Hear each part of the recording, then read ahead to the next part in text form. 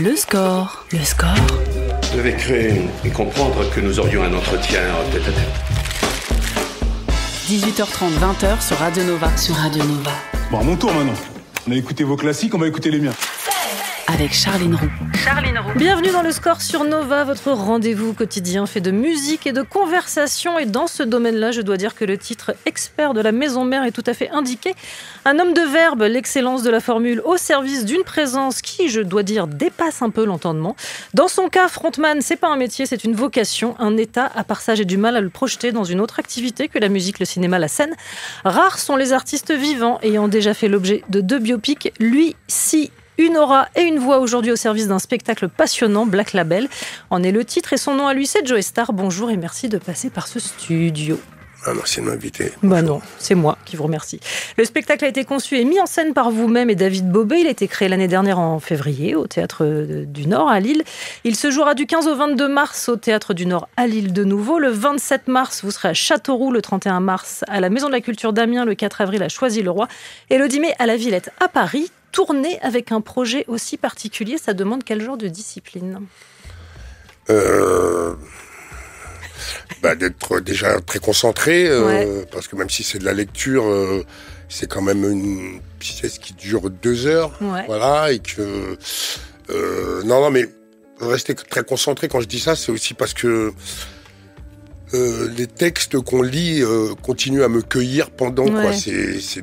On en sort à chaque fois, on a bien sûr, quand on sort de scène, on a 7 heures, voire plus, où on est encore dans le jus, tac.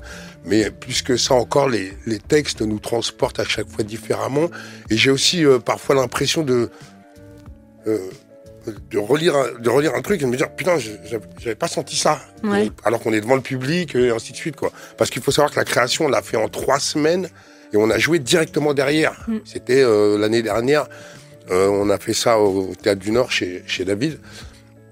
Donc, les textes continuent à nous prendre, et puis surtout les partenaires que j'ai, quoi, parce que y a un chant-signe, il y a un danseur qui chante et qui joue aussi, il y a une chanteuse qui lit aussi, un contrebassiste. Enfin voilà, on s'approprie le truc de plus en plus, donc il bouge encore, quoi. Il bouge encore et ça nous emmène dans des endroits toujours assez intéressants. Ça accueille aussi les spectateurs et les spectatrices. Alors ouais, vous le dire. parce que c'est le but aussi. Moi, je me suis pris une petite claque quand même. Faut bien le dire. Ouais, moi je sais qu'il y a des gens du corps enseignant qui sont venus nous voir et qui nous ont dit vous nous avez fait une leçon d'histoire en augmenté, quoi, un cours d'histoire en augmenté, quoi, déjà. Bam. Et voilà, parce qu'il faut savoir que ce sont des textes contre le racisme et pour la dignité humaine, mais à travers le temps, avec en partant de l'esclavage, après la colonisation et l'industrialisation, et donc toutes ces cultures qu'on a tuées, et ainsi de suite, pour du chocolat, par exemple, choses comme ça, ainsi de suite. Et le tissu social, en fait, que ça crée aujourd'hui à travers les violences policières, et surtout pour raconter que tout ça n'est pas juste une histoire concernant les Africains et les Afro-descendants, et ainsi de suite. Enfin, je veux dire, ça raconte une histoire du pan du monde qui concerne tout le monde, en fait. Ouais, c'est concernant parce qu'aujourd'hui, la résonance d'aujourd'hui, quand on parle d'immigration, la manière dont on en parle, et ainsi de suite, et puis la dignité humaine encore, qui est voilà. Voilà. Cette pièce s'adresse à tout le monde, quoi. Et ce qui est intéressant, c'est que quand on va en province, parfois je me dis, là c'est vachement blanc le public, mais en fait, bien sûr, tout le monde y a droit, quoi. Voilà. Et j'aimerais que ce soit, c'est bien quand on a une salle colorée, quand on a des jeunes, des moins jeunes, et ainsi de suite. Effectivement, ça s'adresse à tout le monde, quoi. On revient à Black Label dans un instant. Il y a une question rituelle dans cette émission, je vous la pose. Quelle place prend la musique dans votre vie de tous les jours, encore aujourd'hui ? Quelle place prend la musique ? Ouais. Disons que j'en fais moins qu'avant, mais je prépare des choses. Faut savoir que je fais plein de choses. Par exemple, là, on fait du théâtre, il y a de la musique. J'ai ma première mise en scène qui joue au Théâtre du Matin tous les dimanches. Il y a un scoring derrière aussi qui s'appelle cette petite musique que personne n'entend, entre autres. Il y a toujours de la musique dans tout ce que je fais, en fait. C'est ce qui je pense que c'est ce qui m'aide encore à sortir de ma zone de confort. Je m'y retrouve, voilà. Par exemple, le remplaçant que je fais, c'est Cut Killer qui fait le scoring. Voilà. il y a toujours cette place-là. Et puis, je suis en passe de monter une fondation par rapport au food system pour réapprendre. Faut savoir que 2 enfants sur 10 en France font leur vrai repas à la cantine. Donc, à travers cette idée de sound system, on y mélange, comme j'ai un réseau de chefs aussi, on y fait les deux. Et ouais, il y a toujours la musique. Enfin, voilà, c'était pour dire que la musique est toujours là. Après, effectivement, je n'écris plus. Mais je fais des sound systems et voilà, j'ai besoin du vivide aussi. Enfin, aujourd'hui, si je fais de la musique, si je fais de la musique, c'est pour aller la jouer, plus que pour vendre des disques ou m'inscrire dans le game.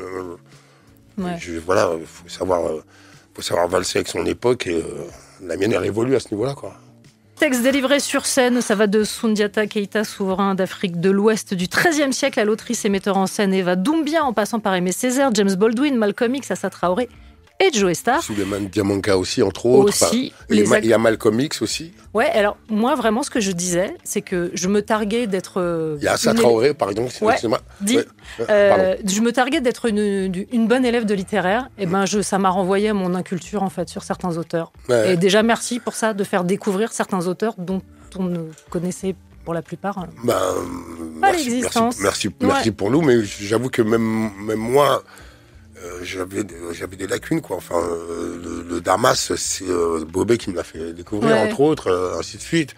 Puis surtout, il y a autre chose, ça, c'est juste une parenthèse, il faut comprendre que Jules Le Chansigne, il faut savoir que les gens qui sont muets ou sourds, ils n'ont pas accès à tout ça. Donc en fait, le type, il est guadeloupéen, il découvre tout ça. Déjà, nous, on a ces lacunes, mais lui, pour lui, c'est vertigineux, quoi, de tout découvrir, parce qu'il est... Alors, il faut savoir qu'il n'est pas là juste pour accessoiriser, comme on regarde le 20h et on a cette petite pastille et quelqu'un qui nous fait... Non, c'est très beau. Voilà, c'est un danseur, c'est très poétique, enfin, voilà. Black Label, c'est à l'origine un recueil de poèmes écrit par Léon Gontran Damas, poète et homme politique français d'origine guyanaise. C'est son œuvre à lui qui a été à l'origine de ce projet. Oui, complètement. Oui, ça part de ça, en fait.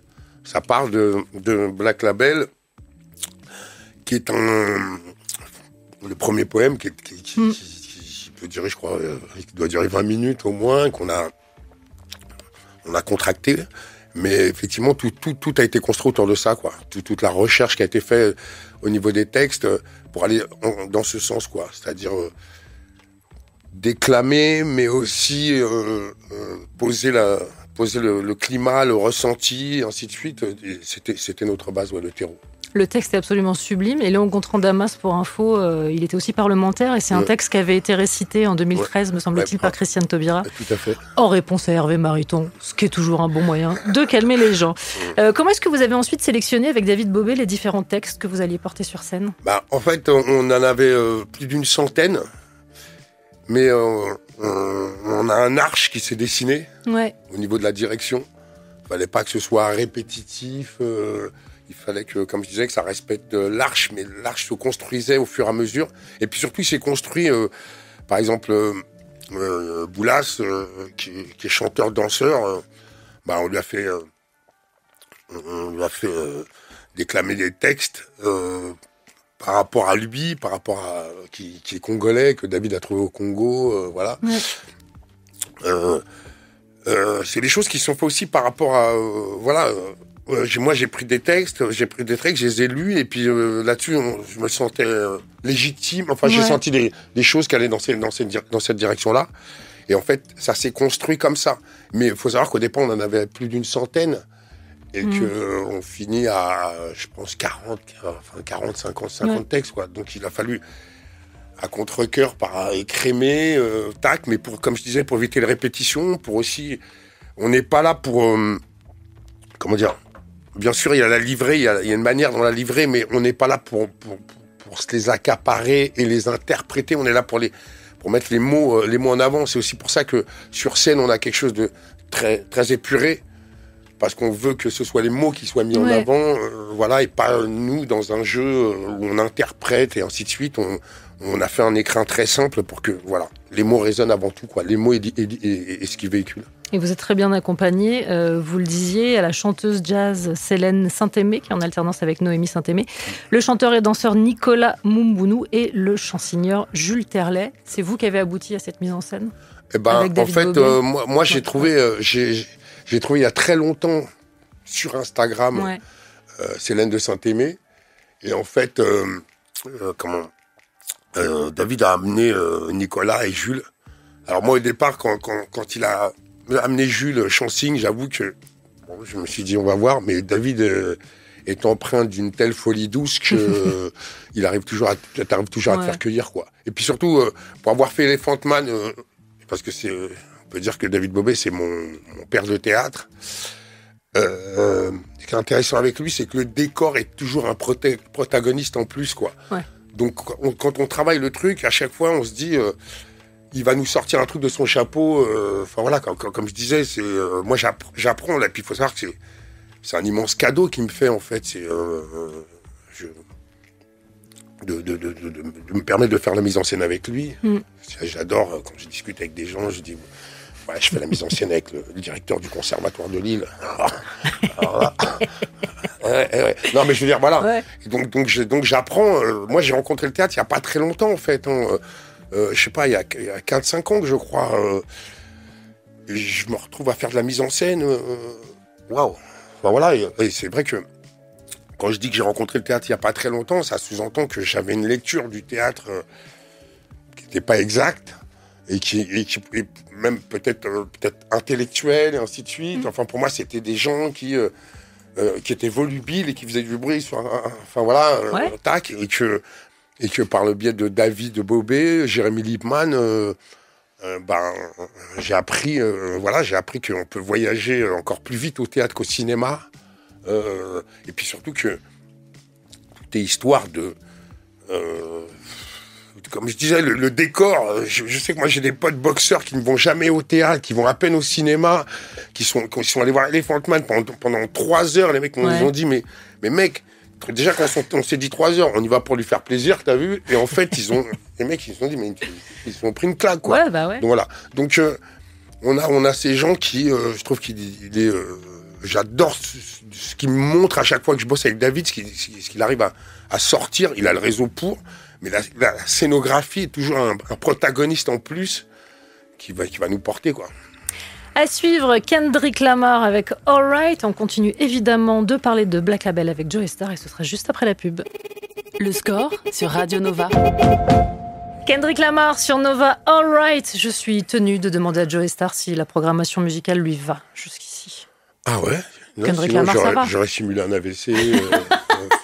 Non, il est toujours assis face à moi. Donc toujours en compagnie de Joey Starr, venu nous parler du spectacle Black Label dont il est le co-instigateur et l'interprète. Il y a une phrase qui, dès le début du spectacle, m'a marquée et je me suis dit qu'elle devait avoir une résonance très particulière pour vous. Elle est signée Souleymane Diamanka, poète et slameur sénégalais. La poésie est une arme de construction massive. Ça marche aussi pour l'ensemble de votre œuvre, en réalité. Bah ouais. C'est-à-dire que moi, je me suis jamais senti pas poète, plutôt poète, petit vent. Ouais. Mais ce que je veux dire, ouais, effectivement, au départ, le fait de mettre de la rime, d'aller chercher la rime.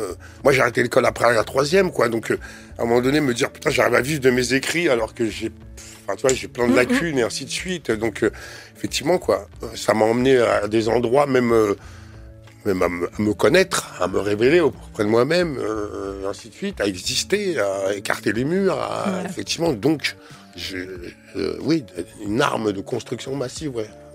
Encore une fois, je ne vais pas mentir en disant que je connaissais tous les textes, ce qui en soi est déjà un problème. Et de fait, merci, je le répète, de les faire découvrir.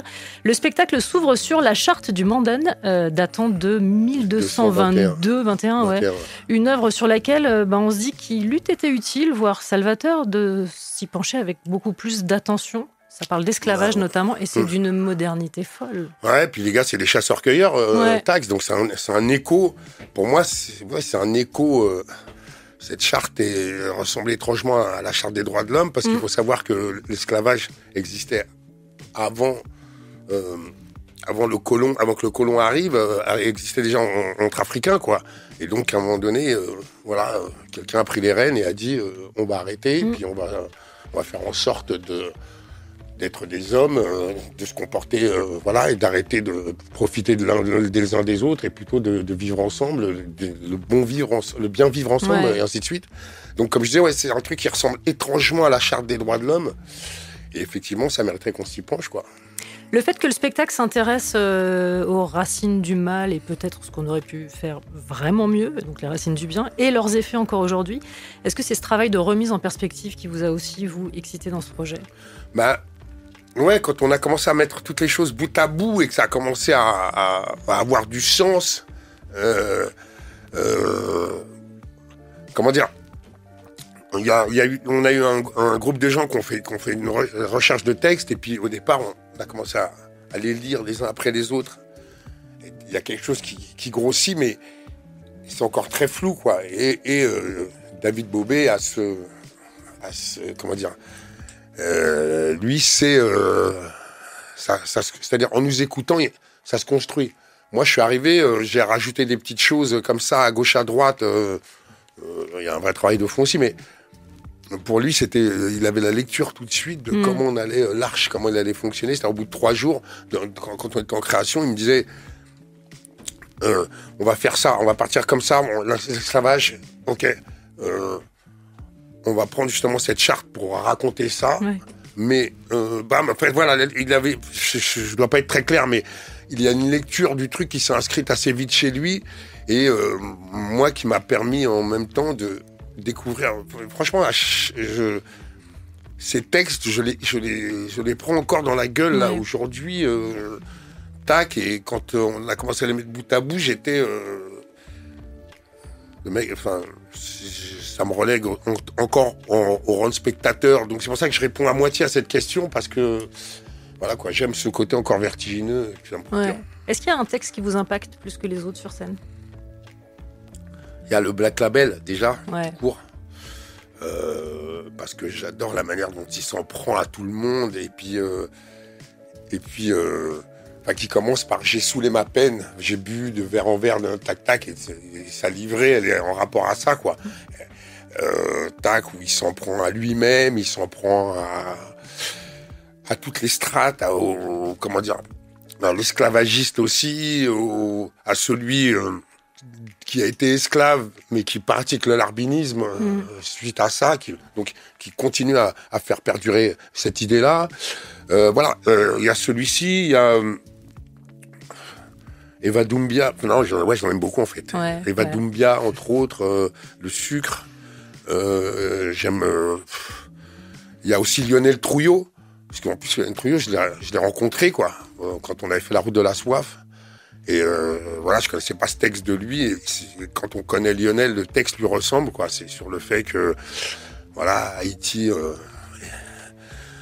plein de gens se proposent de les aider, mais en fait, c'est de l'assistanat, quoi. Et puis voilà, dans quel état le pays est encore aujourd'hui. Donc c'est un billet d'humeur là-dessus. Non, voilà, il y en a plein. Et puis j'aime. En fait, moi je suis pas du genre, quand on me demande c'est quoi ton morceau ou ton film préféré, j'aime pas ça en fait, j'aime pas avoir un truc préféré. Non, mais c'est-à-dire que c'est fluctuant, j'imagine qu'en fonction de l'humeur du soir, il y a des trucs qui impactent plus que d'autres, tout le monde allait les dire. Ouais, mais ce qui est bien calibré dans ce spectacle, c'est de commencer par le grand train d'Amas qui... tu chauffes les pneus, tu chauffes la voix, tu vois, au niveau du... ça, tu vois, t'as le sang qui circule bien, après t'es bon pour les 2 heures à venir, quoi. Joey Starr dans le score, on poursuit la conversation dans un instant, juste avant Bob Marley, Redemption Song. Le score sur Radio Nova. Nova. Bob Marley sur Nova, Redemption Song, un titre choisi pour Joey Starr. C'est cadeau, j'espère que ça marche. Pour l'instant, je vois pas de réaction négative. Je prends. Non, mais en plus, dans Black Label, on aurait pu prendre des textes de Marley, parce qu'il a évolué aussi. Il avait au niveau poésie, et enfin, voilà, il était assez vertigineux aussi, quoi. Black Label n'est pas votre seule mise en scène, vous le disiez, vous signez aussi celle de cette petite musique que personne n'entend, une pièce écrite et jouée par Clarisse Fontaine, c'est au Théâtre des Mathurins à Paris. Quel plaisir est-ce que c'est... À 18h30 tous les dimanches. Voilà. Quel plaisir est-ce que c'est pour vous, la mise en scène ? Eh ben... Déjà, au départ, il faut savoir que quand Clarisse Fontaine est venue me voir, je ne la connaissais pas. c'est elle qui écrit. Ouais. C'est un seul en scène, c'est elle qui joue et qui a écrit ce qu'elle joue. Et c'est marrant, mais moi j'ai ce syndrome de l'imposture où j'ai fait des interviews avec elle et je disais mais je suis pas metteur en scène, j'ai bricolé le truc. Et elle me disait mais non, mais tu mens. Enfin, tu mens. Enfin si.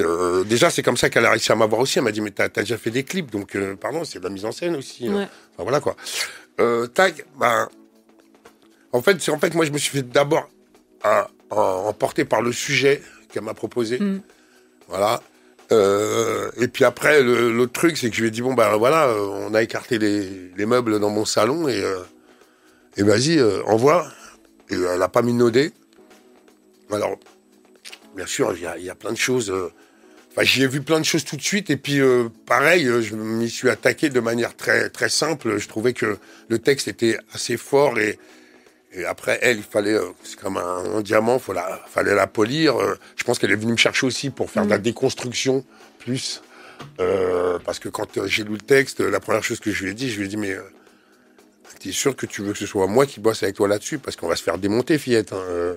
Moi qui est sur cette thématique-là, violence faite aux femmes, elle m'a dit non. Enfin, suite à des réflexions que j'ai eues autour de ce que j'avais lu, je lui ai dit ça et elle m'a dit non, mais au contraire, ça me plaît. Hein.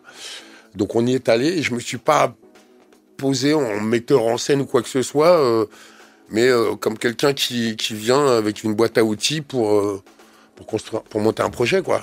Voilà, tac. Et faut savoir qu'au départ, on a fait ça dans des bureaux, c'était pendant le confinement. Puis aussi, il y a aussi ça, c'est que comme beaucoup de gens pendant le confinement, on a essayé de suspendre le temps comme on pouvait. Beaucoup d'entre nous se sont réinventés ou autres. Voilà, moi j'ai fait ça pendant ce temps-là, quoi. C'est-à-dire pendant tout le confinement, on a construit cette pièce en fait. Et je me suis jamais posé la question de savoir si j'ai de la mise en scène. C'est après coup, dès qu'on se retrouve à faire des interviews, dès qu'on confronte tout notre travail au monde, ok, d'accord, je suis mise en scène alors. Oui, mais ça me permet d'avoir la paix. Non, mais ce syndrome de l'imposteur, il devrait quand même rapidement disparaître, parce que le théâtre a pris une place quand même très particulière dans votre vie. Il y a eu Éloquence à l'Assemblée de Pierre Grillet et Jérémy Lippmann. Si votre avis. Je vous le donne quand même. Oui, j'entends. Il y a eu Elephant Man. Est-ce que c'est une discipline, le théâtre, que vous allez continuer d'explorer? Je sais pas, avec peut-être des rôles classiques. C'est pas une obligation, hein, mais Non, mais j'adore ça. Ouais. J'adore ça parce que aussi je m'y retrouve. Tout à l'heure, vous me parliez de musique. Il y a du live là.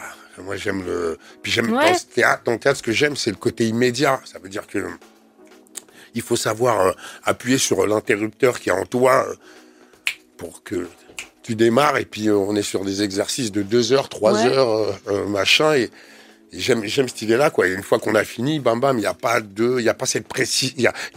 cette précision qu'il y a au cinéma où on peut recommencer pour justement que ce soit précis au possible. Mais il y a une autre précision, et puis qui est surtout sur un laps de temps. Non, j'adore. Puis j'aime.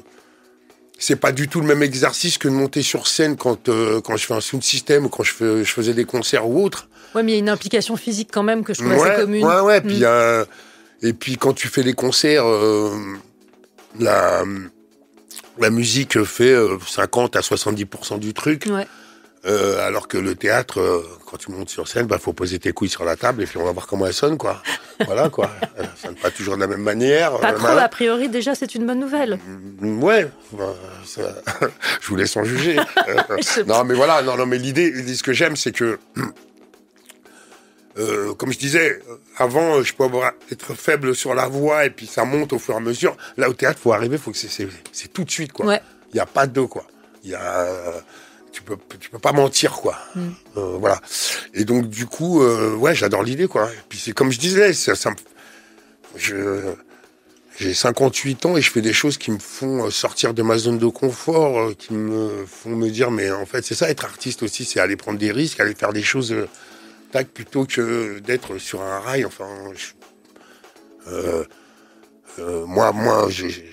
pour moi, la routine tue, donc voilà. Eh ben justement, on va parler de vos remèdes à la routine. Dans un instant, ce sera juste après Childish Gambino, This is America. Le score sur Nova, sur Radio Nova. Avec Charline Roux. Childish Gambino, This is America. Encore un choix que j'espère sur mesure pour Joey Starr. Je trouvais que ça collait assez bien avec le propos du jour. Et surtout quand tu vois de quoi on a hérité avec le beau Roukmout. Il le savait déjà. Mais c'est ouf. Enfin voilà.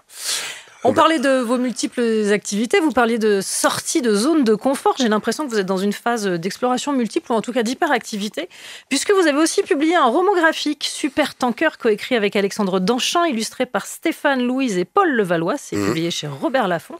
5 contes inspirés de faits historiques. 5 contes éthyliques. Oui, ça on n'est pas là pour sucer des feuilles. J'allais y venir. C'est des contes historiques, scientifiques, folkloriques. Une aventure éthylique qui est née comment, en fait ? En fait, Alex Danchamp, c'est quelqu'un avec qui j'ai fait la route de la soif il y a très longtemps, où je rappelle ce que c'était. Reportage voilà. Pour Vice. Pour Vice, où on faisait le tour des distilleries agricoles. L'idée, c'était de raconter des différents savoir-faire, voilà, dans les Caraïbes. On est remonté jusque dans l'océan Indien aussi. Bam. Et en fait, on s'est rencontrés sur cette émission-là et on est devenus associés. Voilà, et pendant le confinement, on s'est mis aussi à écrire, à cogiter sur des choses. Et on avait on a toujours pour projet un doc qui s'appelle Le Grand Couvert de Joey Starr, où j'irai faire un tour dans les provinces pour rappeler ce qu'est le circuit court. Ouais. Pour rappeler aussi qu'il y a un exotisme dans nos provinces, chez les agriculteurs, tous ces gens qui travaillent les métiers de la bouche. Et en fait, nous, on voulait surtout aller voir des gens très atypiques. Voilà. Et en fait, aller discuter avec les plateformes, les machins, ça prend le temps. Et comme la patience n'est pas un muscle chez moi, entre-temps, j'ai commencé à faire un magazine, des choses comme ça, toujours avec Alex Danchamp. Et puis, il y a ce truc qui est venu, parce qu'il faut savoir que je fais du rhum aussi. Voilà, j'ai une marque de rhum qui s'appelle Carnival Sun Juice. Et donc, Danchamp, c'est quelqu'un... voilà, moi, Super Tanker, ça me vient c'est lui qui l'a relevé, parce que j'en dis tellement des conneries que... Voilà, qui l'a relevé. Super Tanker, ça vient du fait qu'un jour, je lui ai sorti... parce que souvent, des gens tentent, si vous savez, comme mes journées sont longues, de me clasher. Dès que je suis dans un bar, il y en a toujours un qui veut t'offrir à boire. Et quand j'ai pas envie, je réponds aux gens, mais je fais ce qu'on appelle un super tanker. C'est-à-dire que je ne rentre pas dans le port, tellement j'ai de la contenance, c'est les bateaux qui viennent à moi, voyez-vous. Voilà. Et donc, en fait, de là est née l'histoire, les bouts d'histoire. Ouais. Et puis, Laffont a suivi. Voilà. Et surtout, nous a proposé la famille Levallois, qui sont pas... ouais, c'est très beau, hein. Voilà. Ouais. Tac, et puis surtout qu'ils sont rentrés quand ils ont lu les premières arches des histoires, qu'ils sont rentrés dedans tout de suite. Tac, donc déjà, nous, ça nous a porté, et puis voilà, puis puis c'était parti, quoi, en fait. Et on a mis quoi, 1 an et demi, quelque chose comme ça, à faire tout ça, je pensais pas. Mais moi, j'ai adoré, parce que là... on part comme je disais, dans des contes éthyliques, donc, et en plus, qui partent à chaque fois, soit d'un fait réel historique, ou soit d'un fait tout court. Par exemple, la première histoire, c'est le Boom Bang, en rapport au Big Bang, parce qu'on a découvert, et c'est une vraie découverte scientifique, dernièrement, des traces d'éthanol, traces de molécules d'éthanol dans l'espace. Donc, nous, on a commencé à se dire, mais ça se trouve, si on pouvait, quoi... L'espace doit avoir un goût de framboise. Enfin, voilà, tac, tac. Et donc, on a commencé à gratter autour de ça. Par exemple, on a fait une analogie, la guerre des 100 ans, qu'on a appelée la guerre des 100 shots, qui se passe dans une goutte de rhum, en fait. C'est 2 sociétés qui s'affrontent, Bagas et Mélas, entre autres. Enfin, voilà, on a fait plein de choses comme ça, tac. Et tout ça nous vient de nos voyages, et puis de nos têtes, surtout, quoi. Alors moi, je suis tenue de rappeler que l'alcool, c'est évidemment avec modération. Bien sûr, mais je voulais vous demander, Super Tanker, Joey Starr, Jaguar Gorgone, l'expert de la maison mère, tous ces alias-là, c'est vos super-héros à vous, ou au final... c'est tous les gens qui sont à l'intérieur, qui se lèvent en même temps que moi le matin. C'est split. Voilà, tac, mais qui ne se couchent pas quand moi je me couche. En revanche, Donc je sais pas ce qu'ils foutent pendant ce temps-là, mais quand je me réveille le matin, ça sent les pieds, quoi. Tellement ils sont pleins, les gars. Voilà. Tac, mais non, bah ouais, disons que Didier Morville a affaire à ces gens-là toute la journée, quoi. Voilà. Et la cohabitation se passe bien? Eh ben, pour l'instant, il a de temps en temps failli exploser en vol, mais il est encore là. Ouais. 58 ans. En forme. Pas toutes mes dents, mais j'ai le mort quand même. Très bien. Voilà. On marque une courte pause. Je me fatigue moi-même. Moi, j'aime bien. On marque une courte pause de pub, on revient juste après. Le score sur Radio Nova.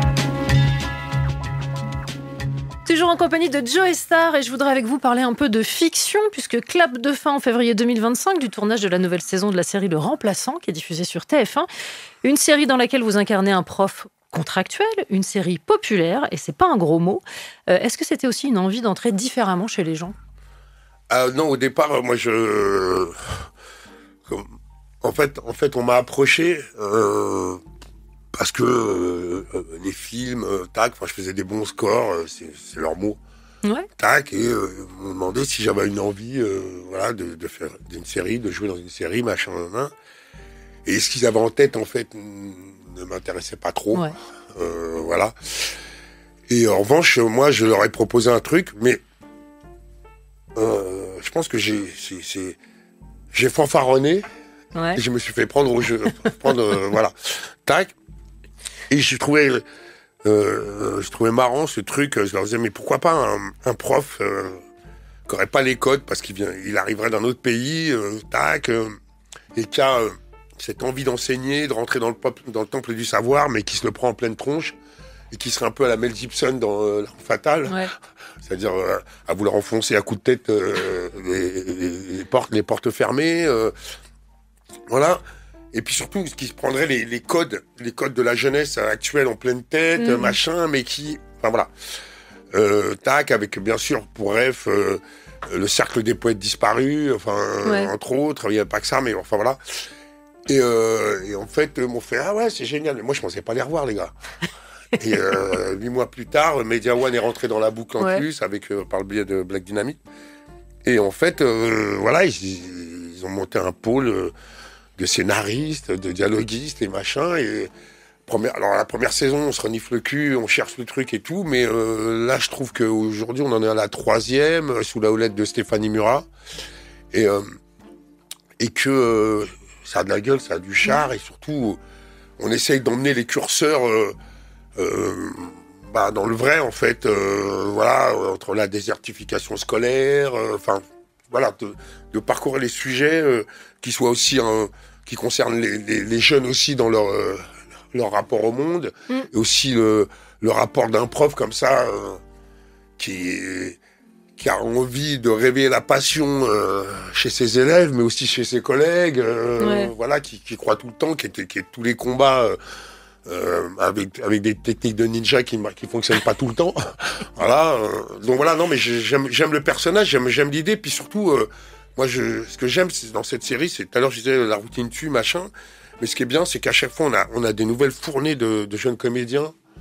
Et le casting, pareil, les curseurs augmentent de plus en plus. Enfin voilà. On est d'accord qu'il y a une attirance particulière pour des personnages que j'écrirais comme des gens qui débordent un peu du cadre. Bah ouais, moi je sais pas voir le monde autrement que comme ça, ouais. Donc voilà, c'est pour ça que je disais mes journées sont plus longues que les vôtres, effectivement, parce qu'il y a toujours des trucs qui débordent et qui vont m'emmener mais c'est mon c'est mon mode de communication, on va dire. Non mais c'est ce que je disais en intro, j'ai du mal à vous imaginer ailleurs qu'à l'endroit où vous êtes. C'est-à-dire en dehors d'artiste, je sais pas ce que vous auriez pu faire dans la vie. Alors, comique garagiste. Non, cuisinier, peut-être, éventuellement, mais c'est une forme d'art aussi. Je sais pas. Chef de banquet. Chef de banquet. Ouais. En bout de table avec les. Je sais pas. Ouais, mais alors bien ventripotent alors. Ça va avec, non? Moi, mais. Enfin, j'allais dire de la merde là. Oui, bien sûr, bien sûr. Là, j'allais dire un truc, c'est pas possible. Oui, alors. Dernier titre est choisi pour vous. Il est hors de question qu'on n'écoute pas NTM. Voilà, donc on écoute Tout n'est pas si facile. Arceau. Le score sur Nova. Charline Roux. Nova. NTM sur Nova, tout n'est pas si facile et c'est une chose très particulière que de l'écouter en présence de Joey Starr. Voilà. Ah. Ce petit kiff perso, hein, je suis là pour ça aussi. Vraiment. Je prends, merci pour nous. Avant de se quitter, il y a une tradition ici que j'ose à peine vous soumettre, mais je vais y aller parce que ne faut jamais reculer devant les enjeux. Une rafale de questions sur la musique. L'idée, c'est que normalement, vous répondez du tac au tac ou du tac-tac. C'est vraiment en fonction de ce qui vous arrange. Et je n'ai pas le droit de revenir sur vos réponses. Allons-y. Ni de les juger. Ce qu'il faut, je le ferai quand même. Quel est le titre qui symbolise le mieux l'enfance, ou en tout cas la vôtre ? Je dirais là, un titre d'Henri Salvador, J'ai tant rêvé. Très bien. Le titre qui symbolise le mieux l'adolescence ? Ouais, je dirais Johnny Guitar Watson, Why Don't You Fit Me, un truc comme ça. Alors celle-là, je vais adorer. Votre hit de karaoké, Joey Starr ? Non, ouais, si. Ça me semble être une réponse tout à fait. Non, mais d'abord, karaoké vous-même déjà. Oui, mais moi j'y vais. Hein. La honte est un sentiment qui m'est étranger. Quand bien vous fasse, moi aussi, j'ai beau être vacciné contre ça, ça ne m'intéresse pas vraiment. Très bien. Le titre qu'on serait peut-être surpris de trouver dans vos playlists ? Je sais pas, Le bal perdu de Bourvil, par exemple. Très bien, très bien. Le titre qui vous propulse immédiatement sur la piste de danse ? Ouais, ça va être un Parliament, Ohio Players, c'est dur ça. Et le titre qui vous en fait immédiatement sortir de la piste de danse ? Ah ben ça serait, je sais pas moi, un morceau de Joe Dassin. Par exemple. Au hasard. Au hasard. Votre chanson de comédie musicale préférée ? Ah mais j'ai horreur des comédies musicales. C'est vrai. Mais j'ai adoré Emilia Pérez. Bah ouais. Donc El Mal. Mais seulement je trouve que j'ai tout adoré en fait dedans. Donc voilà, mais je trouve qu'on n'est pas sur la comédie musicale traditionnelle où le gars est en train de mettre son froc et il t'explique qu'il est en train de le mettre et machin. Nan. Je trouve que là bon voilà. Zoé Saldana, El Mal, la scène du banquet là. Par exemple. C'est magnifique. Allez, voilà. On y va, c'est parti, allez. Le titre que vous avez le plus écouté ces derniers jours ? Buddy Miles, Down by the River. Très bien. Et la chanson dont vous avez un mal de chien à vous débarrasser une fois que vous l'avez en tête ? Millie Jackson, I'm in Love Again. Très bien. Bah voilà, formalité remplie. C'était même pas douloureux, vous avez été extrêmement rapide. Et même pas concentré pour autant. Bah non, mais voilà, c'est ça aussi. C'est ça d'avoir plusieurs personnalités. Il y en a une qui prend le relais de l'autre quand il y a quand il y a une petite j'ai mis un triangle comme ça et l'autre il est passé, il s'est dit je vais m'arrêter. Ils sont venus, ils sont tous là. Voilà, exactement. Je rappelle que Black Label, c'est assez formidable. Joey Starr sur scène, vous en êtes le co-instigateur et le metteur en scène avec David Bobet. Ce sera du 15 au 22 mars au Théâtre du Nord à Lille, le 27 mars à l'Equinox, scène nationale de Châteauroux, le 31 mars à la Maison de la Culture d'Amiens, le 4 avril au Théâtre de Choisy-le-Roi, le 10 mai à la Villette à Paris. Merci beaucoup d'être venu nous en parler. Alors, traditionnellement ici, l'invité choisit 7 titres. Est-ce que ça vous dit ? Ou alors, donnez-moi 7 noms d'artistes et je m'en débrouille. On le fait comme ça. Là, comme ça, là. Ouais, par exemple. Ou des trucs que vous auriez envie d'écouter dans la demi-heure qui vient. Ouais, tiens. Allez. Je prends mon téléphone, ça bien va être sûr, plus évidemment. facile comme ça. Bon, par exemple, du Betty Davis, comme ça, sans regarder. Isaac Hayes. Ouais. On est sur des vieux trucs aussi. C'est pas grave. Non, il faudrait qu'il y ait du baile funk aussi. Ok. C'est important. Ok. N'oublions pas que Roy Ayers est mort il n'y a pas très longtemps. Eh ben, allez, Roy Ayers. Que Angie Stone aussi. Ouais. Voilà, entre autres. Donc, c'est bien, là, non ? Ce sera dans la playlist de la demi-heure qui vient. Merci mille fois, Joey Starr, de passer par ce studio. Surtout Quincy Jones aussi. Allez, ouais, tout merci. Ça, ce sera donc dans la liste de Joey Starr. Merci beaucoup.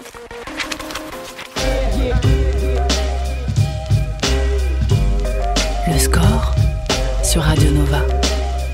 À retrouver en podcast sur nova.fr.